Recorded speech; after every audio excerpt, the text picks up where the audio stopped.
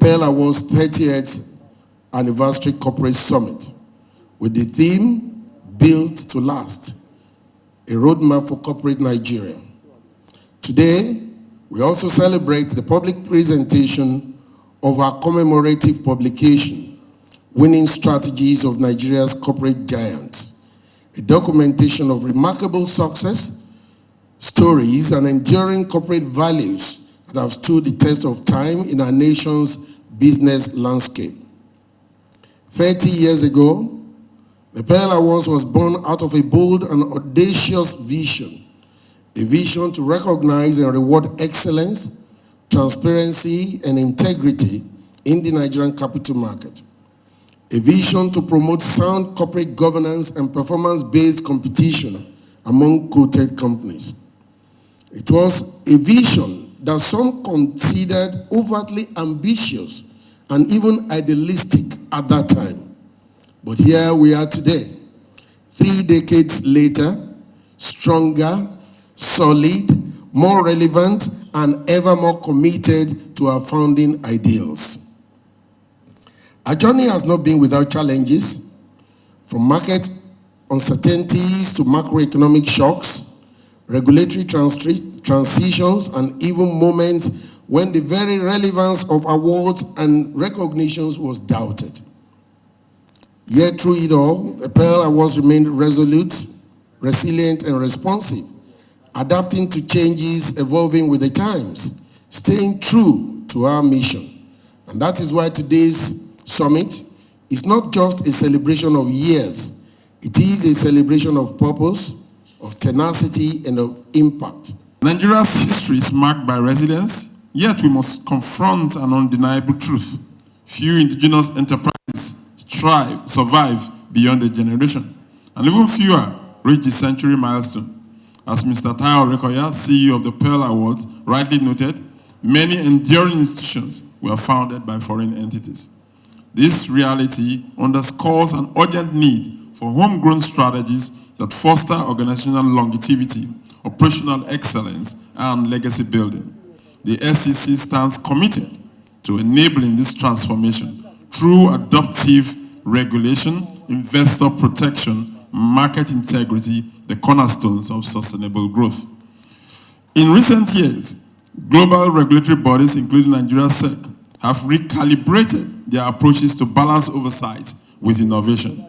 We recognize that excessive rigidity stifles growth, while strategic flexibility cultivates resilience. The key initiatives driving our vision include crypto asset regulation, learning from global peers like the US SEC Crypto Task Force. We are developing clear framework to integrate digital assets into Nigeria's capital markets. This ensures investor safety without compromising innovation.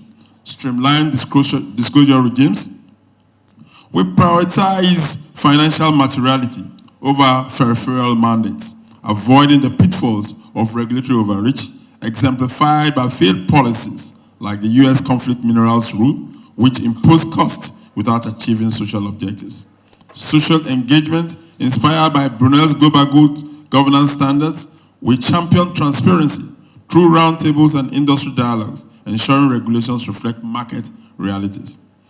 Drawing from global best practice and Nigeria's unique context, we propose 5 pillars for enduring enterprises. Corporate governance must transcend compliance to embody ethical leadership. The SEC's Philippines 3G Championship Award in ESG practice demonstrates how governance fuels trust and competitiveness. Nigerian firms should, therefore, implement board diversity and independent oversight, align executive incentives with long-term stakeholder value, not short-term gains. However, ESG is no longer optional even in this case. It is a strategic imperative. Companies and all over the place exemplify sustainability, drives resilience, and our roadmap urges climate risk integration into financial disclosure, circular economic models, mirroring Goodwill Sustainable Championship Awards, who balance social impact, environmental stewardship, and profitability. I began my doctoral research in July 1982.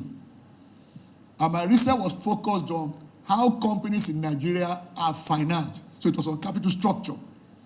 So the primary data I used was drawn from the companies listed on what we call then the Nigerian Stock Exchange in 1984. Only 42 companies were listed in 1984 on the stock exchange in Nigeria. Only 42. So now, for the purpose of this conversation, I looked at the stocks listed today and asked myself, how many of them are still in operation?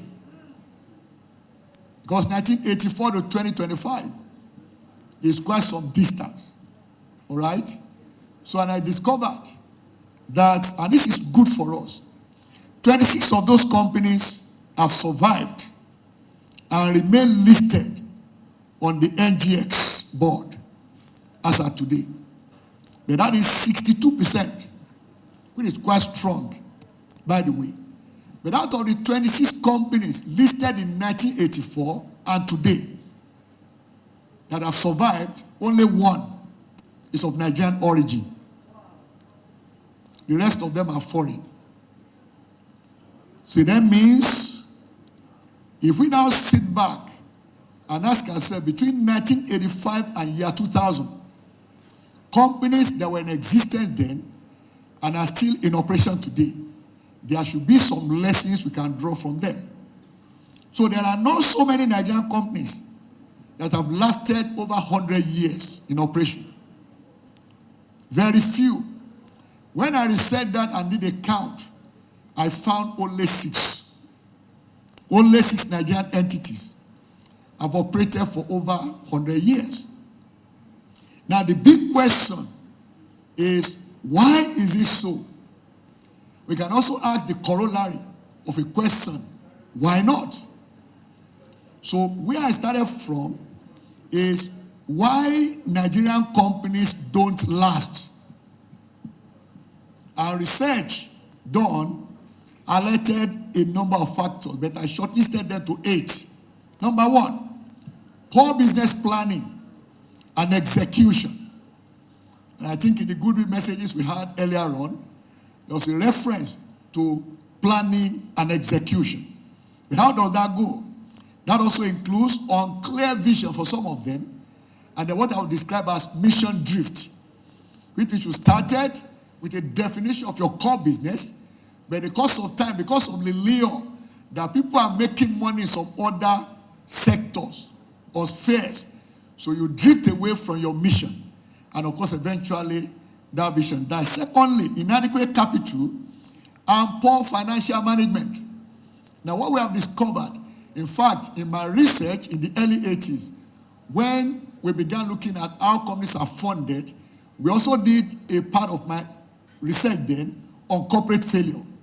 I said, why do companies fail? Is it only about lack of access to funding, or a defect in the funding structure, the capital structure as we call it, or perhaps there are some other reasons? Now, one of the key things, and this also applies to most of our SMEs, not just in Nigeria, but globally, that fail. It is not because they don't have access to money, it's because of poor financial management.